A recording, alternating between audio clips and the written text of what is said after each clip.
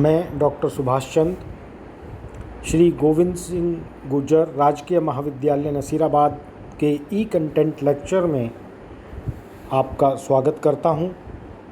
आज हम बात करेंगे विश्व की प्रमुख मानव प्रजातियों की, जिनमें ख़ास तौर पर हम बात करेंगे निग्रोइड प्रजाति की और ऑस्ट्रेलॉइड प्रजाति की। अगर हम देखें तो विश्व की जो समस्त मानव प्रजातियां हैं, उनकी उत्पत्ति, विकास, स्थानांतरण और प्रजातीय सम्मिश्रण के आधार पर हम इन्हें 4 बड़े भागों में बांट सकते हैं।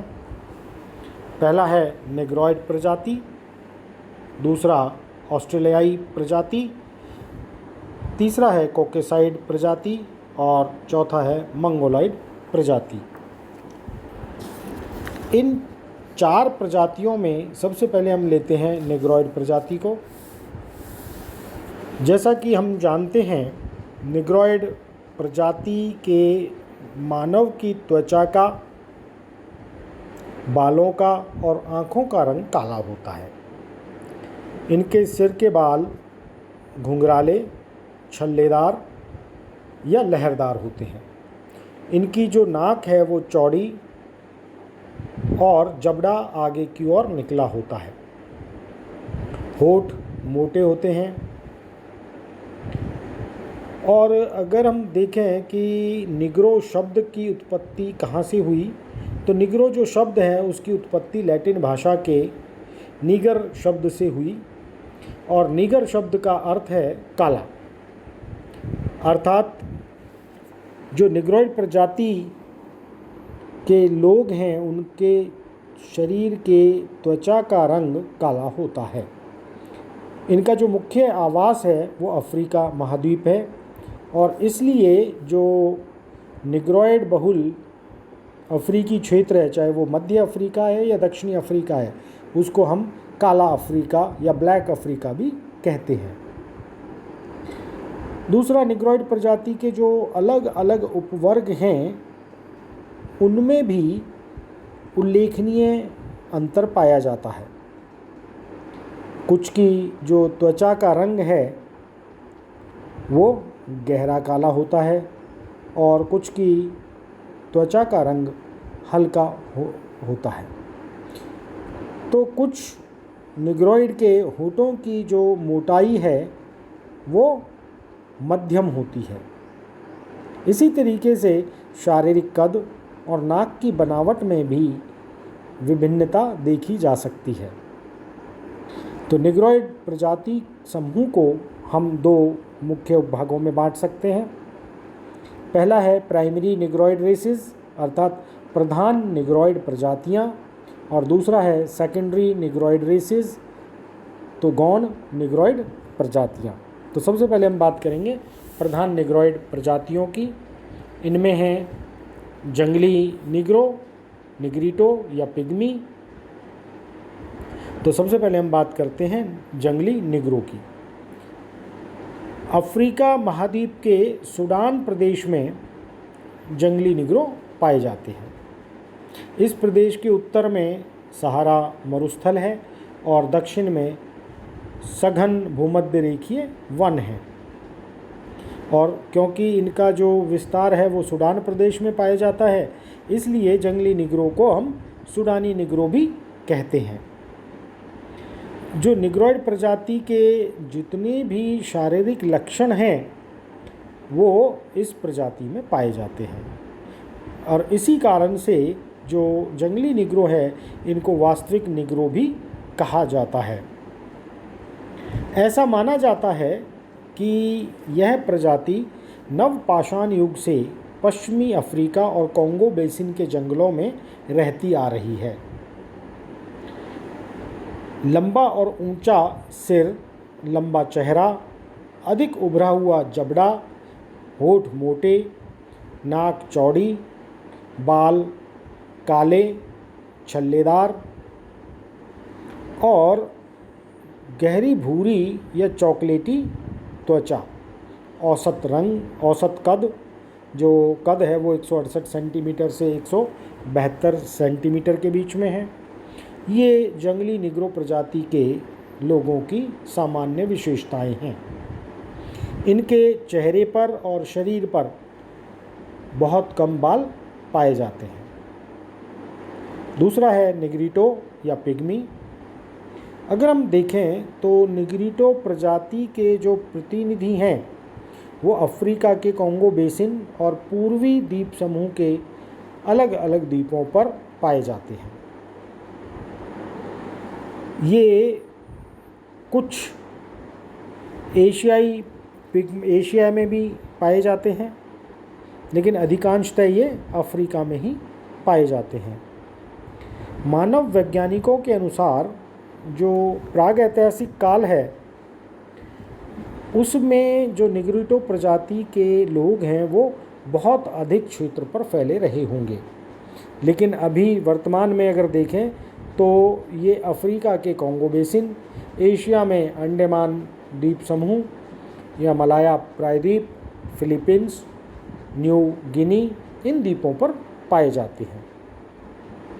और निग्रिटो प्रजाति के जो लोग हैं इनका जो कद है वो बहुत छोटा होता है, अर्थात ये नाटे कद के पाए जाते हैं, अर्थात ये बौने पाए जाते हैं। इनका सामान्यतः कद जो है 142 सेंटीमीटर से 152 सेंटीमीटर तक होता है। और यही कारण है कि पिग्मी कहा जाता है, बौना कहा जाता है। इनकी जो त्वचा का रंग है वो चॉकलेटी से लेकर काले तक होता है। इनका जबड़ा अधिक उभरा हुआ होता है, चेहरा आगे निकला होता है, होठ सामान्य मोटे, नाक जो है पतली होती है, बाल काले होते हैं और छल्लेदार होते हैं, आँखों का रंग भूरा होता है। अफ्रीकी पिग्मियों को निग्रिल्लो और एशियाई पिग्मियों को निग्रिटो कहा जाता है। कुछ विद्वान, कुछ जो एंथ्रोपोलॉजिस्ट हैं वो मानते हैं कि ये जो पिग्मी हैं ये ही समस्त मानव जाति के पूर्वज हैं। निग्रिल्लो भूमध्य रेखीय अफ्रीका के घने वनों में रहते हैं और इनका जो औसत कद है वो 150 सेंटीमीटर से अधिक नहीं होता। कुछ तो जो पुरुष हैं, वयस्क पुरुष, वो 140 सेंटीमीटर के और स्त्रियों का कद 125 से 130 सेंटीमीटर तक पाया जाता है। फिर हैं गौन निग्रोइड प्रजातियाँ, जिनके अंतर्गत बुशमैन, नीलोटिक निग्रो, महासागरीय निग्रो और अमेरिकी निग्रो आते हैं। तो सबसे पहले हम बात करेंगे बुशमैन निग्रो की। जो बुशमैन हैं वो दक्षिणी अफ्रीका के या अफ्रीका महाद्वीप में कालाहारी मरुस्थल जो है वहाँ और उसके आसपास के क्षेत्रों में पाए जाते हैं। अगर इनके शारीरिक लक्षण देखें हम तो ये पिग्मियों के बहुत अधिक नज़दीक हैं। जो बुशमैन है वो निग्रिटो का ही एक परिवर्तित रूप माना जाता है, लेकिन जो यूरोपीय उपनिवेशवादी हैं जब उन्होंने अफ्रीका पर अपना कब्जा किया तो उन्होंने इन बौने लोगों को लगभग समाप्त कर दिया था और जो कुछ हजार जो बुशमैन रहे वो कालाहारी के शुष्क मरुस्थल में और उसमें भी पश्चिमी ऑरेंज और कुकेन नदियों के बीच नमीब मरुस्थल में बच गए थे। कुछ मानव शास्त्रियों के अनुसार जो बुशमैन प्रजाति है वो महाहिम युग में समस्त दक्षिणी और पूर्वी अफ्रीका में फैली हुई थी, लेकिन बाद के वर्षों में क्या हुआ, नीलोटिक प्रजाति के आक्रमणों से त्रस्त होकर ये दक्षिण की ओर मरुभूमि में संकुचित हो गई या मरुभूमि में फैल गई। इनका अगर हम देखें तो कद नाटा होता है 152 सेंटीमीटर से 155 सेंटीमीटर तक, सिर लंबा, चेहरा जो है वो चपटा, नाक चौड़ी, और थोड़ी बाहर की ओर निकली हुई। इनके बाल कड़े और घुंघराले होते हैं, काले होते हैं। इनके चेहरे पर जो है बालों का अभाव पाया जाता है या बाल नहीं होते। होठ मोटे और जो आँखों का रंग है वो कत्थई होता है। तो दूसरा है नीलोटिक निग्रो। जो नीलोटिक निग्रो हैं उनको माना जाता है कि निग्रोइड और भूमध्य सागरीय प्रजाति का मिश्रण है, अर्थात निग्रोइड और कॉकेसॉइड प्रजाति का ये मिश्रण है।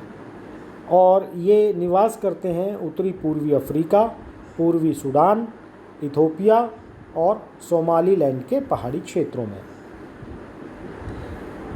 ये इनके जो त्वचा का रंग है वो काला और शरीर की जो कद है वो लंबा होता है, अर्थात 175 सेंटीमीटर से अधिक इनका कद पाया जाता है।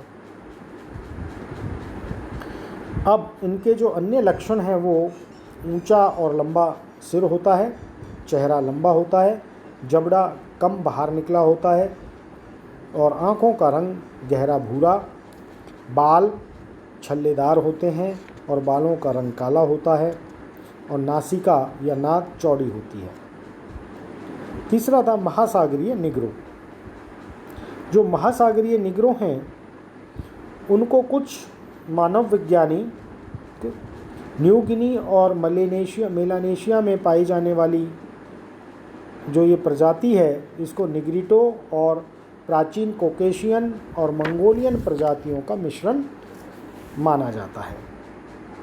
ये मुख्यतः न्यू गिनी और मेलानेशिया में पाई जाती हैं। जो इनका सिर लंबा और ऊंचा, जबड़ा उभरा हुआ, आँखों का रंग गहरा भूरा या काला, जो बाल हैं वो लहरदार पाए जाते हैं और बालों का रंग काला पाया होता है, त्वचा का रंग काला या गहरा भूरा, नाक सामान्यतः पतली और होठ साधारण से मोटे तक, और इनका जो औसत कद है वो 165 सेंटीमीटर से 170 सेंटीमीटर तक पाया जाता है। फिर हैं अमेरिकी निग्रो। अमेरिकी निग्रो बेसिकली जो अफ्रीकन निग्रो है उनको बहुत बड़ी संख्या में स्लेव बनाकर या दास बनाकर यूरोपियन लोग दक्षिणी और उत्तरी अमेरिका में लेकर आए थे, जहां इनसे बागानी कृषि कराई जाती थी। और इसी के कारण जो अफ्रीकी निग्रो और दक्षिणी और उत्तरी अमेरिका के जो मूल निवासी हैं वे और अर्थात रेड इंडियंस और यूरोपियन प्रजातियों के मिश्रण जो हुआ तो वो अमेरिकी निग्रो के तौर पर हुआ। जो हरकोविट्स जैसे विद्वान मानते हैं कि जो अमेरिकी निग्रो हैं वो निग्रो, कॉकेशियन और मंगोलाइड प्रजाति के मिश्रण का परिणाम है। एक दो जो मानव शास्त्री हैं वो ये भी मानते हैं कि जो इनके लक्षण हैं, बाह्य लक्षण हैं, ये धीरे धीरे यूरोपीय जनसंख्या में विलीन हो गए। जो अमेरिकी निग्रो के जो प्रमुख शारीरिक लक्षण हैं वो हैं चेहरा लंबा होता है, उभार रहित जबड़ा होता है, होठ कम मोटे होते हैं, बाल कम छल्लेदार और काले या भूरे रंग के होते हैं, हल्की से गहरी भूरी आँखें होती हैं और त्वचा का रंग भी गहरा भूरा या जैतूनी कलर का होता है। इनका कद लंबा होता है। फिर है ऑस्ट्रेलियाई प्रजाति। ऑस्ट्रेलियाई प्रजाति को हम ओशनियाई प्रजाति के नाम से भी जानते हैं। मुख्यतः ये जो हैं ऑस्ट्रेलिया और न्यूजीलैंड में निवास करते हैं। अगर हम देखें तो इनका विकास जो है ये निग्रोइड प्रजाति से ही माना जाता है, और कुछ विद्वान इनका जो उद्गम है या विकास है वो प्राचीन कोकेशियन प्रजाति से मानते हैं। अगर हम देखें तो अधिकांश जो ऑस्ट्रेलियाई आदिवासी हैं उनके अगर शारीरिक लक्षण देखें तो उनके जो त्वचा का रंग है वो गहरा कत्थई या गहरी चॉकलेटी त्वचा होती है। बाल लहरदार या घुंघराले होते हैं। बालों का रंग काला होता है। शरीर और चेहरे पर बाल सुविकसित होते हैं। इनका जो चेहरा है वो संकरा और नीचा होता है। इनकी भौहें विकसित होती हैं। आँखों का रंग गहरा कत्थई होता है। होठ मोटे, जबड़ा आगे निकला हुआ, और जो सिर है वो लंबा, और कद जो है वो औसत से अधिक लंबा होता है। कुछ मानवशास्त्री मानते हैं कि पाषाण काल में दक्षिणी पूर्वी एशिया में मुख्यतः ऑस्ट्रेलियाई और मेलेनेशियाई दोनों जो मानव समूह हैं वो रहते थे, अर्थात ये इनका मूल निवास स्थान था। और यहाँ से ये धीरे धीरे स्थानांतरित होकर मलक्का द्वीप समूह, सेरांग और न्यू गिनी होते हुए ऑस्ट्रेलियाई महाद्वीप पर पहुँचे।